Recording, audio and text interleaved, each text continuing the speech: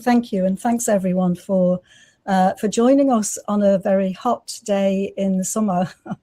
I'm going to really talk about, define participatory action research and participatory arts in the way that we've been using it, the collaborations and colleagues that I've worked with over the years, argue for the benefits of participatory action research and participatory arts, socially engaged research, but also consider the ethics, impact issues and challenges, as well as the possibilities for an ethics of care that, I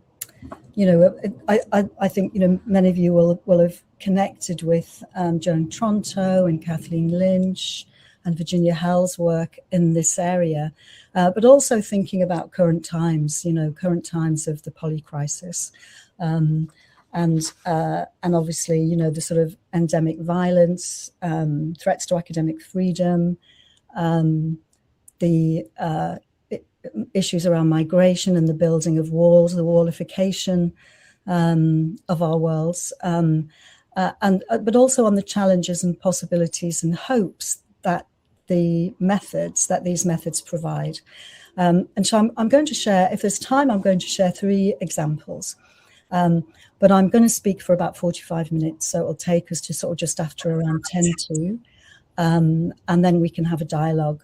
And so one thing that I'd like you to think about is how can we, across the sciences, social sciences, arts and humanities, contribute to critically understand, reimagine, but also enact our collective social futures in more just and sustainable ways. So it would be really great to hear about your research in the dialogue session and the discussion session, as well, obviously, as any questions that you might have for me.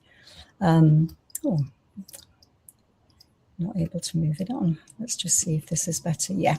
So I want to start by talking about radical hope in times of crisis. And then within that concept of radical hope, I'll talk about the transformative power of participatory action research and participatory arts in these times, the importance of opening and keeping open space for stories to be told and heard, by staying with the trouble from Donna Haraway, the way we hold the tensions.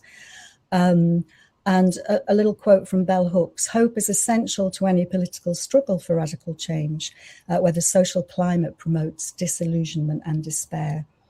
So I want to open by talking about radical hope in relation to Jonathan Lear's book on radical hope, but also Theodore Adorno's work on radical hope.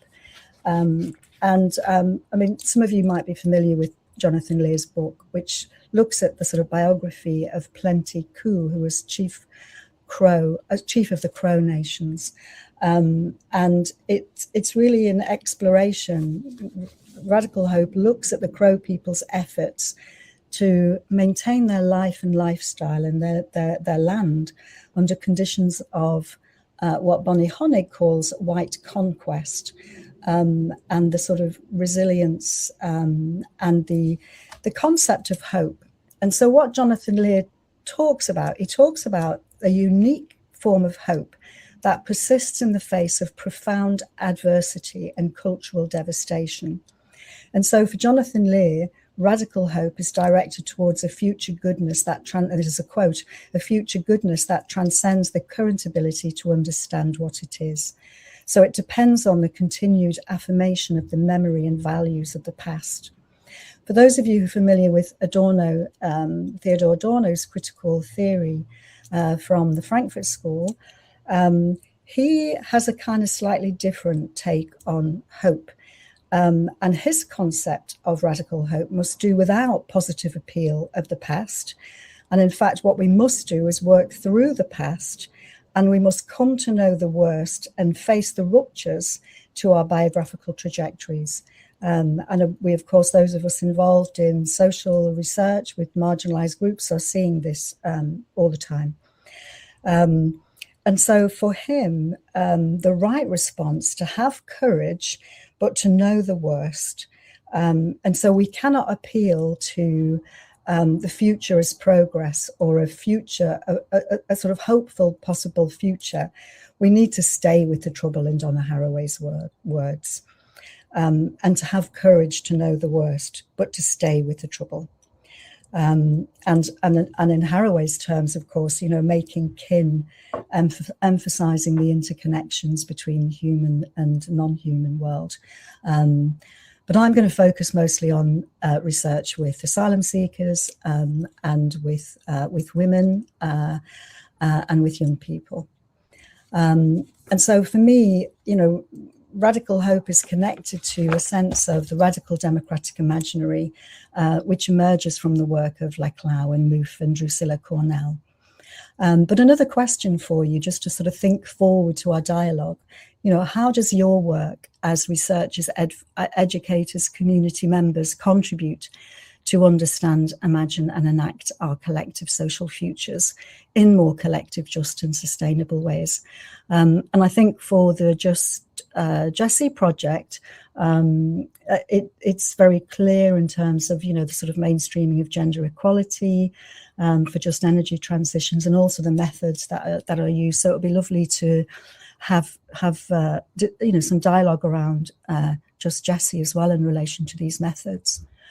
And so for me, there are sort of three interconnected pathways towards a radical democratic imaginary. And by that, I mean, that we open and we keep open spaces for dialogue and inclusion in the face of the kind of dominant hegemonies that are, that recuperate or neutralize. I think intersectionality as a concept is a really good example of the sort of how intersectionality has been, has moved from its radical roots in Black feminisms, and everything is intersectional. There's some really great feminist critiques of the neutralization, and that we need to keep hold of the radical, roots of intersectionality. And so we need to open and keep open spaces for dialogues and stay with the trouble, keep on keeping on. Certainly my experience of doing research for, since 1989, so a long time, with sex workers around sexual exploitation and violence, has shown me that, there has been so little change in the past sort of 30 odd years. Sometimes we move one step forward and two steps back, and it certainly feels like that at this moment in time. So three interconnected pathways for me that connect kind of radical hope and radical democratic imaginary through the methods, and the participatory action research, and the participatory arts work that a number of scholars are doing over the years and currently. And I think a lovely example is the Just Jessie project. I hope I'm pronouncing that correctly. So first of all, three interconnected pathways for me: critical theory, feminist theory, women and gender studies. Secondly, ethnographic and arts-based research. And I use this term ethnomimesis, which really is connecting ethnography with art making. And so art is not to be added on, but it's part of the collaborative process of doing the research. And so ethnomimesis speaks to the playfulness, the creativity, the transformative possibilities that art brings into social research, and the way that art can translate our research findings in ways that can pierce, can really connect with people in an effective level, and generate understanding of a particular issue in ways that, a report or a journal article may not do. And also that this is inter and transdisciplinary. And I think, there is so much learning from decolonial scholars and communities, and all things become what they are through their relationships with other things. And I just draw your attention to the work of Elvis Imafidon at SOAS, Wakanya Hoffman at Utrecht, Trimita Chakma, who leads the Parfem Lab, wonderful series of online courses around participatory action research and feminism, and Patricia Maguire, who set up the Parfem podcasts and did 40 years ago, wrote an amazing book participatory action research approach to domestic violence as her PhD, and then went on to set up the PARFEM podcast, but really fabulous work. And we can maybe come back to this later. And thirdly, the importance of applications, of the application, how we apply our theoretical, conceptual, methodological approaches, how we apply them in participatory and socially engaged ways that advance the radical democratic imaginary, which is also really important for and foundational for human flourishing and radical care. That might disrupt the violent dominant hierarchies that we're living in and through radical relationism. And so how might we do this through, and you can add to this, when we come to the dialogue, I may have missed things that you think should be here. So deep participatory research grounded in thinking otherwise, in critical thinking and thinking otherwise, deep understanding of lived experience through ethnographic, biographical, participatory and arts-based work, collaborating across the arts and social research.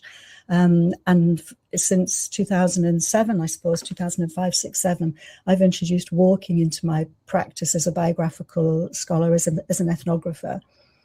But also the importance of creating purposeful knowledge, praxis, and the role of the imagination and creativity, that we put the knowledge we create in the service of reimagining and enacting alternative futures that are more caring, inclusive, sustainable, underpinned by fairness, justice and care, that may lead to, or that may connect with radical hope in a radical democratic imaginary.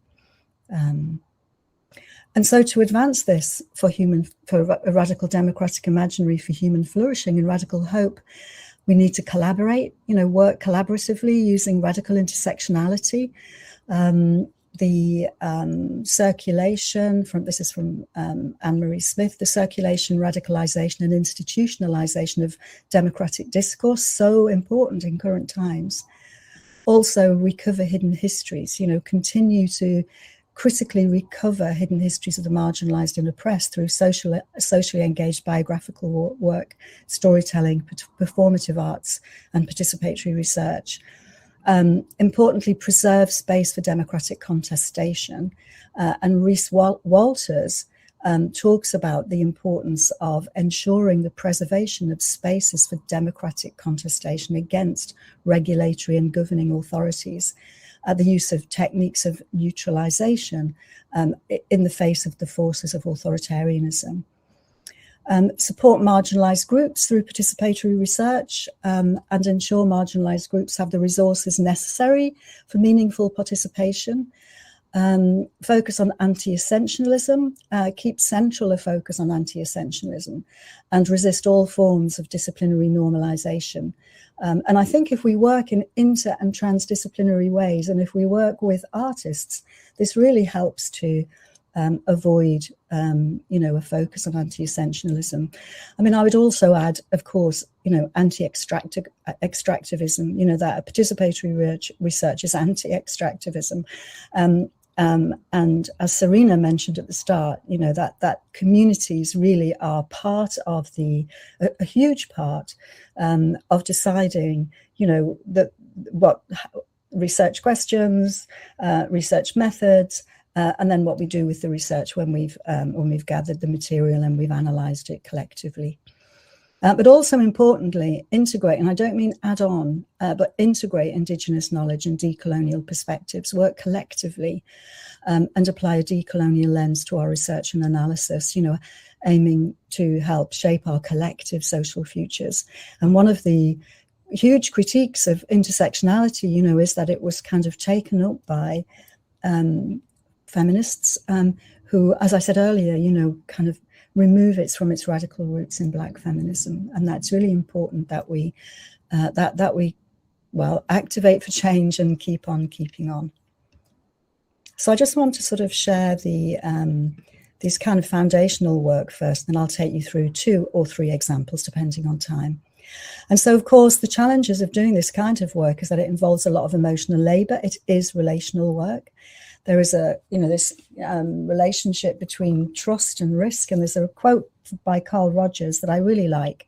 Human beings become increasingly trustworthy when they feel at a deep level that their subjective experience is understood. And I think this is really a core part of doing participatory action research. And, it takes time to build relations which are not tokenistic, but, authentic, if you like, and in the sense of Rogers' methods. But also we need to take risks as well. That balance between trust and risk is important. We need to be aware of our own skills. Taking risks and being creative that facilitates social change is important. That challenges sexual and social inequalities, but also collaborative practices. And then another slide, and we can circulate the slides. I just need to create them into a PDF. There's a link to a public ethic of care that we created, led by Claire Qualman, in a project called Walk Create, that the wonderful Dee Hedden led out on in Glasgow. And we thought it was really important in doing that project that we had a public ethic of care statement, so that the people who work with us and were aware of what we meant by that. And there is a link in a later slide to that. But you could also look at Walk Create Glasgow and Google public ethic of care, Walk Create, and you'll find it. But what I think is really important for me anyway, is that working in the space between art and storytelling, it's an interdisciplinary, relational, reflexive, performative space. It brings something new into the world, and it can offer a change-causing gesture and facilitate a radical democratic imaginary. But on the other hand, I think we have to be really clear when doing this kind of work that we risk what Julie Salverson calls, and I'm sorry, I don't think I've put the reference there, an aesthetics of injury, where suffering is consumed and reduces, the kind of collapses the I or the other into a totalizing we. And of course, we can never fully understand and know, the experience of another. And so I think that kind of what she calls an aesthetics of injury is really important. We need to guard against performing narratives that consume or reduce the other. And of course, then, how do we live and work with these tensions without succumbing to them in our work as social researchers, are working on a whole range of topics, I'm sure, and it'd be great to know more about what you're working on in the discussion. This slide, I'm not going to read this slide. It really is just a sort of slide that, identifies what participatory action research is. It's originated in countries of the South. Early proponents were Paulo Freire, Orlando Falls Border. And in those early days, the women were absent, but they were still doing participatory action research, just not necessarily with a seat at the table. And Patricia Maguire sort of identifies, looks at this history, both in her book, published 40 years ago, and also the work of wonderful Marjorie Bellini, Tanzanian pioneer of participatory action research. And the FemPower podcast, there's a link there for you to explore lots of wonderful work in the podcasts. But basically, participatory action research is rooted in the principles of inclusion, participation, valuing all voices, and that there should be action-oriented intervention. So research leads to intervention, working together to create change. It's partnership work that is community-driven, hopefully sustainable, not tokenistic or extractive, but of course, these are the challenges we face as researchers, how to make our work sustainable, how to make the work that we do sustainable, how to guard against tokenism and extractivism. So participatory action research is interventionist, action-oriented, but most importantly, interpretive. And I've just kind of put these 4 points that Pat Maguire, in her book in 1987, so it's 40 years out next year, she identifies 4 challenges in 1987. Stay connected to the radical roots of action research. When the space for social justice-oriented education on the academy, but also in the academy, is diminished. And this was 40 years ago. That's kind of, when we look at the kind of challenges for social justice-oriented education across the globe now, it's stark, isn't it? You know, with challenges to academic freedom that, you know, Patricia wasn't even imagining back in 1987. But secondly, that it's important that we make a difference through action research. And this is often through small, local, specific projects. And so the third point for her is, you know, scaling up. How might we scale up? And, you know, one way of doing it, and I'll show you in the first example I'm going to share, is connecting our projects so that, you know, we're not talking about one massive at-scale project, but rather the smaller scale can connect with each other. So it forms a kind of thread or river or flow, but, you know, with kind of hubs in between, borrowing from a research interview that I did in Cloners a couple of days ago. But fourthly, for Patricia, you know, where are the women? You know, if participatory action research is transformative, liberatory, then how can it be liberatory or transforming without a feminist lens and analysis? And for Patricia Maguire, feminist research requires a personal commitment to individual as well as collective action. And I'm reminded of, you know, Bell Hooks' feminism is for everyone. And it's a blueprint for a political movement. So we can maybe talk about that. So for me, it's participatory action research as a feminist research builds upon interdisciplinary work in order to better understand lived experience, create knowledge and understanding, contribute to policy and practice, and challenge and change sexual and social inequalities. So for me, you know, I'm committed to fostering an interpretive role that includes creating knowledge with and also facilitating space for marginalised communities to speak for themselves in their own voice, on their own terms. And also, you know, we need to think about whose knowledge counts within the context of power and politics and the neutralisation of critique. But importantly, I think, you know, we need to understand our social worlds in more sensuous ways through creative methods, through visual poetic performance text, and I'll give you an example in the projects. So this really is just you know, what I've already said. You know, it's about interdisciplinarity, it is intersectional, it involves praxis, it's collective, and it involves critical recovery of history, which is really important. It values all voices, reveals how things might be otherwise, involves producing and exchanging new knowledge, is committed to social critical analysis, social justice, democratization, and as I said before, you know, a key takeaway for Patricia Hill-Collins is, you know, whose knowledge is produced for whom and for whom will it bring benefits. And so, you know, that for Falls Border, he talks about two core orientations: immersion, empathy, identification, attunement, but also a commitment to change causing processes, and of course, there are risks and challenges, and we can talk about those maybe. I've talked about trust, the importance of relational relations. That trust is a disposition and an orientation. It's always emerging. Trust situations involve configurations of high interdependence. And of course, you know, in terms of activating, you know, deep listening, attunement, recognition, respect, reflexivity, reflective practice can support processes of trust. And I've put that quote from Carl Rogers there again. And, you know, research has shown that people working in high trust organizations are happier, more productive. Anyway, just the transformative potential of participatory action research is important, I think. And, you know, collective responsibility to challenge and change sexual and social and structural inequalities sort of underpins for me the transformative potential. This is really just a little diagram that myself and Mark Webster put together around principles, processes and tools way back in 2005. And I think just in terms of care, you know, I mentioned, I've referenced Julie Salverson here, I'm really happy. But also Kathleen Lynch, drawing on Audre Lorde, talks about, you know, she says the logics of care are antithetical to capitalist logic. And in order to learn to know them, there is a need to step out of the capitalocentric world of thinking as to what matters politically, economically, and socially.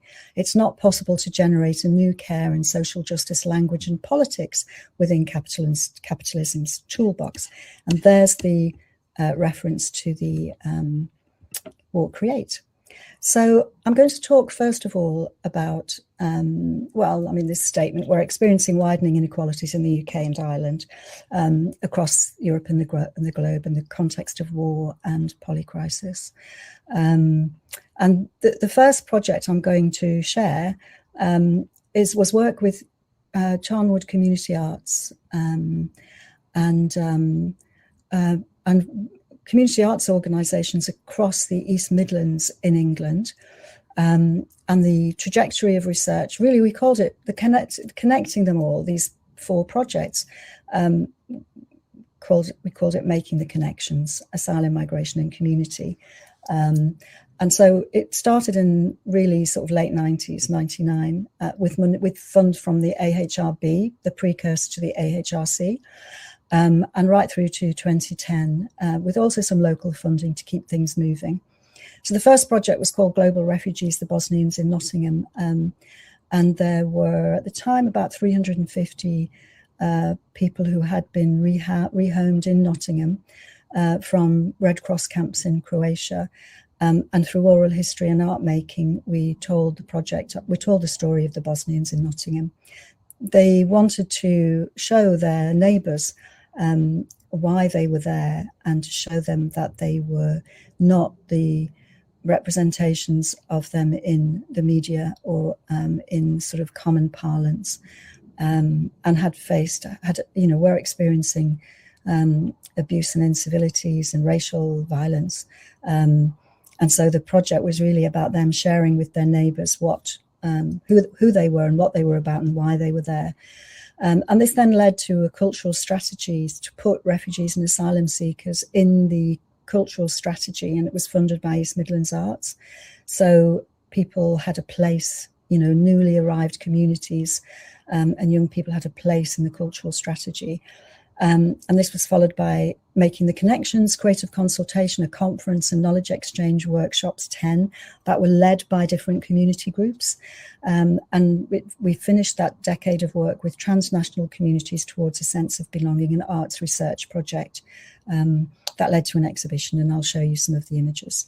So the research focused on the importance of stories and storytelling, representing life stories in visual artistic form, the transformative possibilities and role of art and storytelling in participatory research, but also the importance of connecting, thinking about scaling up, connecting the horizontal and vertical processes of inclusion so that we would have some impact on policy making. There's a link there that you can follow. And so what we wanted to do was enhance the lives of recent arrivals in the East Midlands, stimulate high quality interdisciplinary research, facilitate connection, communication, and feed into public policy, but also contribute to public awareness. And we had an end of programme conference to disseminate the work. So these images really just show you, the kind of process involved in the work.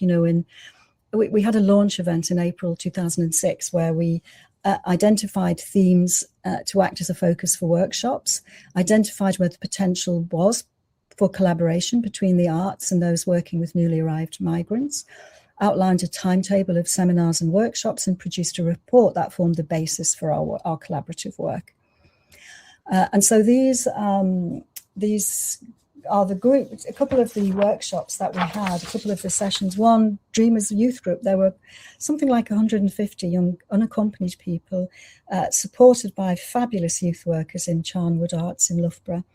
And we had and this is just 2 examples, one on women and migration, art, politics and policy, which led to a manifesto for the region. We wanted to leave a legacy for the region, had a strong partnership with community organisations in 4 groups of new arrivals, and there were 3 strands of activity. We built on the research by developing an electronic resource, which was a kind of matching artists with potential programmers or schools and so on. We had developed a directory of artists in exile and a research project transnational communities towards a sense of belonging. And the latter one, the project, was launched with guided walks based on a model developed by a walking artist. Well, actually, she's more than a walking artist. She's an artist, and walking is part of her practice. And we developed an exhibition. I've put exhibition a lot in that sentence, and a report and publications. And Misha was wonderful. She was consultant to this project, and we paired policymakers or people interested in the project with people who were seeking refuge, who had gained status, citizenship, and they walked together following a route based on the model by Misha. Draw a route from a place you call home to a special place and mark along that route the landmarks that are important to you for whatever reason. And then people set off together at the same time in Charnwood, which is Loughborough, Leicester, Nottingham, and Derby followed a little bit later. But the strand really, the kind of methodological advances, I suppose, really are, the importance of walking as embodied learning. That, it's very relational, participatory. When you walk side by side, you kind of tune in with each other, you fall into step with each other.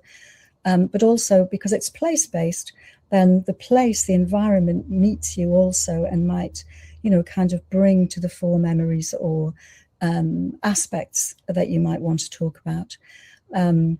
Walking as a method for doing social research is also a way of knowing and understanding, certainly in place and through space. It can be a political force, opening dialogue, listening is understanding, resonance, as it did in this project, and the potential for solidarity as part of an ethics of listening. So change has happened in relation to refugee housing, but also refugee education as a consequence of the people who walked with newly arrived person into the East Midlands, an artist or whatever, and took that back into their practice.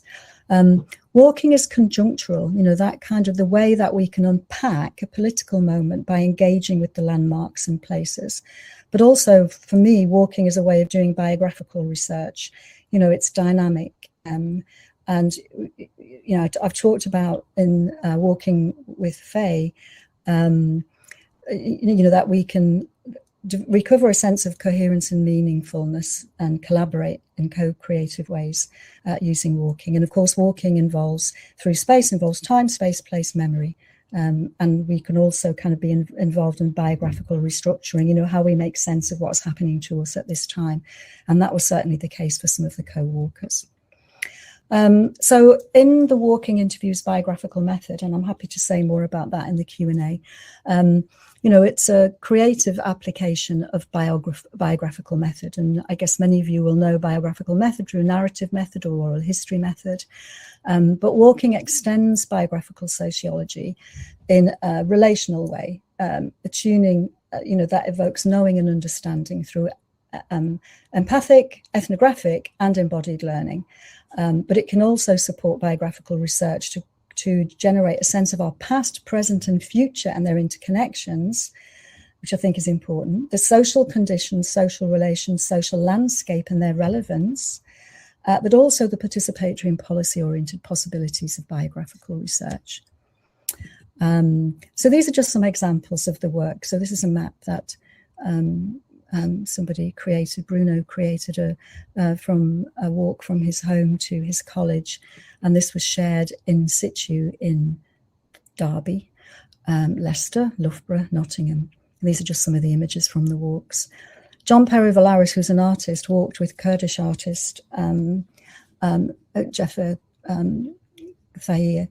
And he says, there's a quote here, on 16th of May 2008, I joined the Kurdish artist Thayer Ali. Actually, he changed his name. He changed his name to Jeffer for a walk to the centre of Nottingham, starting at his flat in Sneinton.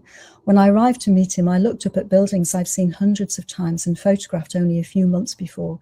Glimpsing Nottingham through Thayer's eyes and memories, my view of the city was changed.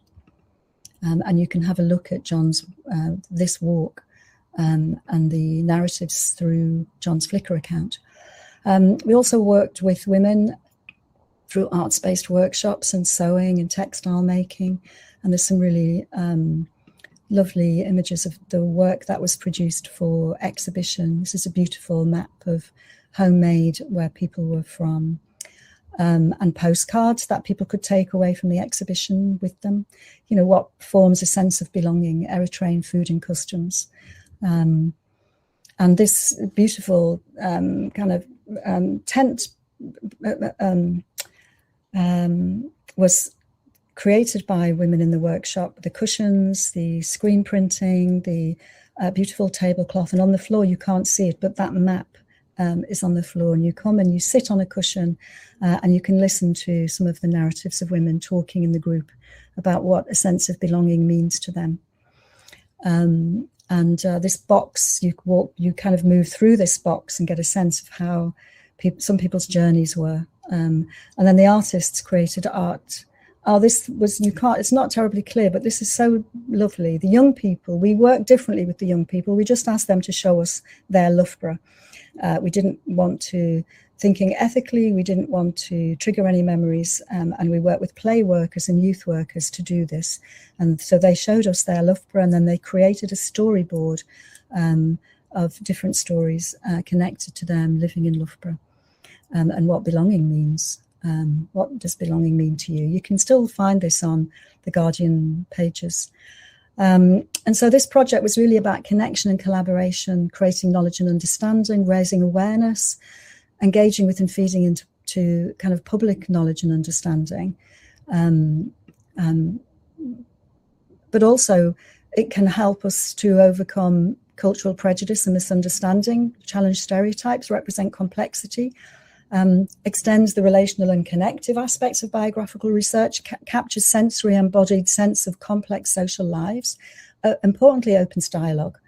And myself and Brian Roberts in the book, Walking Methods, Research on the Mood, talk about walking as an embodied exploratory and relational method. But what was the impact of this project? Thinking about interventions. A number of participants found employment as a direct result of the project. Artists were engaged on projects, had invites to exhibit their work. Art organisations received further funding to continue the work. Social and cultural relevance and benefits, and increasing numbers of people visiting the universities, and also stronger partnerships. It brought a number of arts and community organisations together, as well as migrant groups and researchers and universities for the first time. And so just some key points, and I'm going to pay attention to the time. So through arts-based walking methods, we're able to get in touch with our realities that demand critical reflection. So thinking here about ways of knowing. Secondly, that we experience, sorry, somebody just came in. I'm in a hotel room, somebody just came in through the door and is gone. Experience and value the importance of innovative ways of consulting, connecting and understanding in place. Experience an organic approach to advancing dialogue, engaging the performative and sensing body, and also reflect on our arts-based walking methods as embodied relational sensory multimodal, how they might access or say the unsayable in text, in words alone. Involves the role of imagination and politics, so facilitates a radical democratic imaginary. And in some examples, and the next example I'm going to share, it really helps build resources for citizenship as performance, Engin Issen's work on citizenship as iterative, and Umut Erol's work on enacting citizenship, and through a project with migrant mums. So the second project, and I've got 5 minutes, so I'm just going to whiz you through this project. And there's loads of resources online. I've put a link here to the PASAR project. There's loads of videos, toolkits, and examples of both of the combination between walking and theatre-based methods. And so I've kind of said this already to you.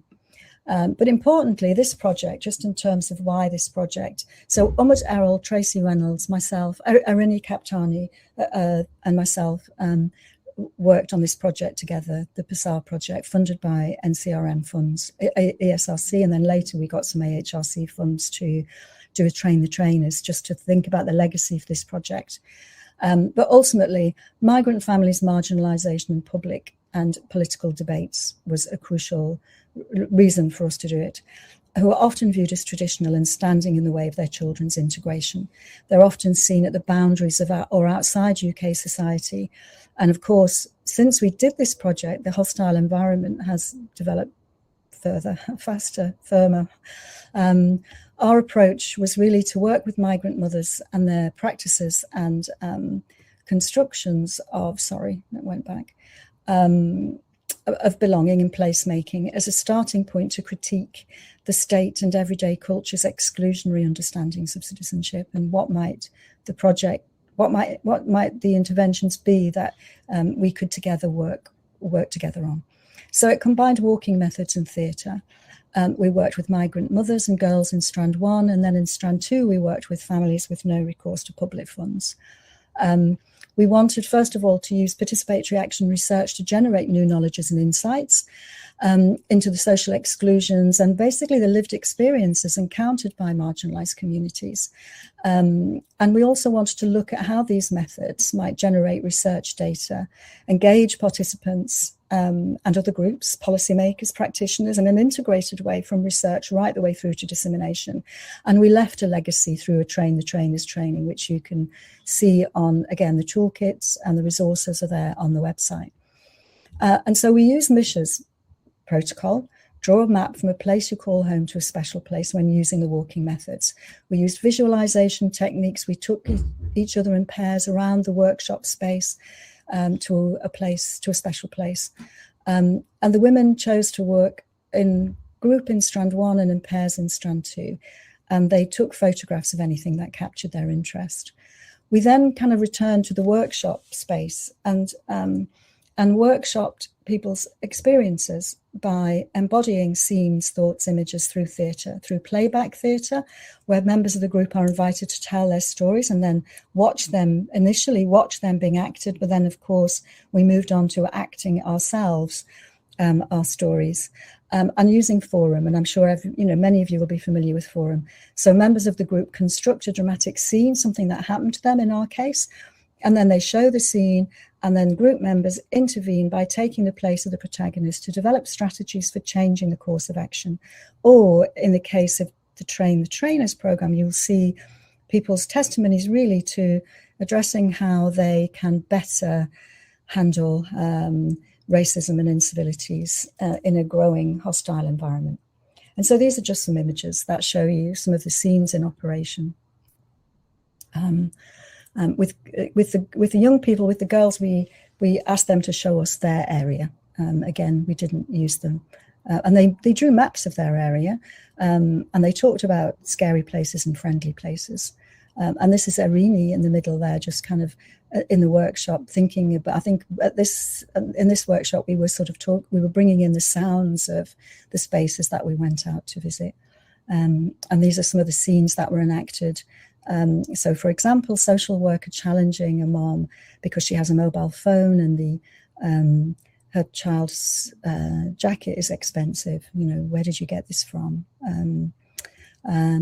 What we did was bring policymakers and practitioners together into a policy day where the moms led the groups. So they led the groups.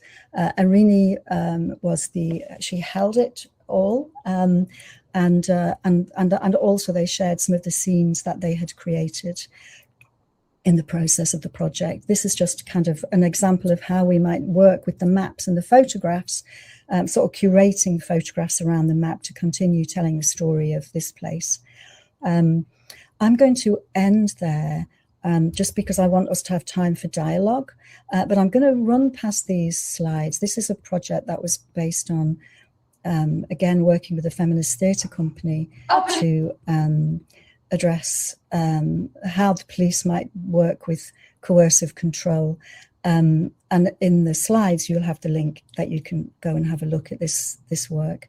But really a sort of participatory arts using performative theatre to support how Durham initially, and then Cleveland, and then we brought it over to Cork, might better address domestic violence and coercive control, led to a CPD. But I just want to finish by talking about the challenges, and maybe this is something that might lead into our discussion. The challenges are, it involves a lot of emotional labour, it's relational work, we need to be aware of our own skills. That ethical collaborative practices are really important. and that working, I've already said this is something I really believe and have lived, but also that we need to think about the tensions and the challenges. And you might have more, for you, participatory action research might offer more than what I've put on this one slide. But I think participatory researchers are reinvigorating research methods. I think in the times we are living in, we need participatory research. Participatory research opens dialogue about the transformative role of research into theatre and creativity on so many levels, and co-creating with communities in disempowered circumstances, I think is really important. Translating voices into theatre for change is important. It does involve meticulous planning and acute sensitivity to dignity and agency, but also an ethic of care. And I just finished there with a quote from Raymond Williams: "To be truly radical is to make hope possible rather than despair convincing." And I'll end on that. This is just some current projects that I wanted to share with Serena and Sangeeta. So thanks for listening, and I'm just on 45 minutes, so I'm delighted that, so thanks everyone.